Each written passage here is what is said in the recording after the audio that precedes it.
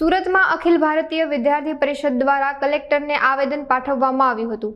લો કોલેજના પ્રથમ વર્ષના એડમિશનની પ્રક્રિયા શરૂ ન થઈ હોવા બાબતે એબીવીપી દ્વારા આવેદન પાઠવવામાં આવ્યું હતું તેમજ એડમિશનની પ્રક્રિયા વહેલી તકે શરૂ કરવામાં આવે તેવી માંગ કરવામાં આવી હતી, જે માટે બહોળી સંખ્યામાં કાર્યકર્તાઓ ઉપસ્થિત રહ્યા હતા તેમજ આ બાબતનો યોગ્ય નિકાલ નહીં આવે તો આગામી સમયમાં આંદોલન કરવાની ચીમકી ઉચ્ચારવામાં આવી હતી।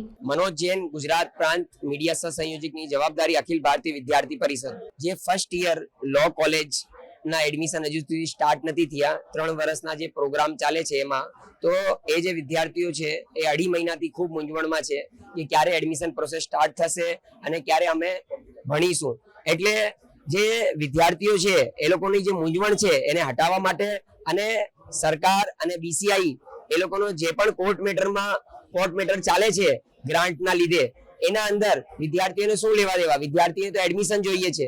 વિદ્યાર્થીએ ગ્રેજ્યુએશન કમ્પ્લીટ કર્યું તો જે વિદ્યાર્થીઓએ વિચાર્યું કે મારે લો કોલેજમાં એડમિશન લેવાનું છે તો એ બીજામાં કઈ રીતે લઈ શકે, એટલે એ લોકોને એડમિશન મળી શકે, ત્વરિત ધોરણે મળી શકે એના માટે આજે કલેક્ટર કચેરીએ કલેક્ટરશ્રીને રજૂઆત કરવા માટે અમે આવ્યા હતા। જે સરકારે આખા ગુજરાતભરની જેટલી પણ સ્ટેટ યુનિવર્સિટી છે 15 જેટલી એની એડમિશન પ્રોસેસ સેન્ટ્રલાઇઝ કરી, કેમ કે જે પણ ડોનેશન કે બીજા ધાંધલી છે એનાથી વિદ્યાર્થી દૂર રહી શકે અને એનો એડમિશન એકદમ વ્યવસ્થિત રીતે પારદર્શિતાથી થઈ શકે।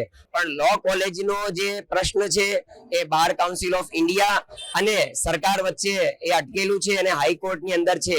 ગ્રાન્ટનો જે મેટર છે તો એ ગ્રાન્ટનો મેટર ત્વરિત ધોરણે સોલ્વ કરવામાં આવે અને બીજા બધા કામ છોડીને પહેલા આ કામ કરવામાં આવે એવી વિદ્યાર્થી પરિષદની માંગ છે। જો આ પ્રશ્ન નહીં સંતોષાય તો આખા ગુજરાતભરની જેટલી પણ લો કોલેજ છે એ લોકોના જેટલા પણ વિદ્યાર્થીઓ છે એ આમાં ભાગ લેશે અને બહુ મોટો આંદોલન થશે અને સંપૂર્ણ જવાબદારી સરકારની રહેશે। જી નમસ્તે, જયદીપ જિંજાળા, અખિલ ભારતીય વિદ્યાર્થી પરિષદ સુરત વિભાગ સંયોજક। આપણે સૌ કોઈ જાણીએ છીએ કે લો ફેકલ્ટીના એડમિશનોની પ્રક્રિયા હજુ સુધી પણ તંત્ર દ્વારા ચાલુ કરવામાં આવી નથી।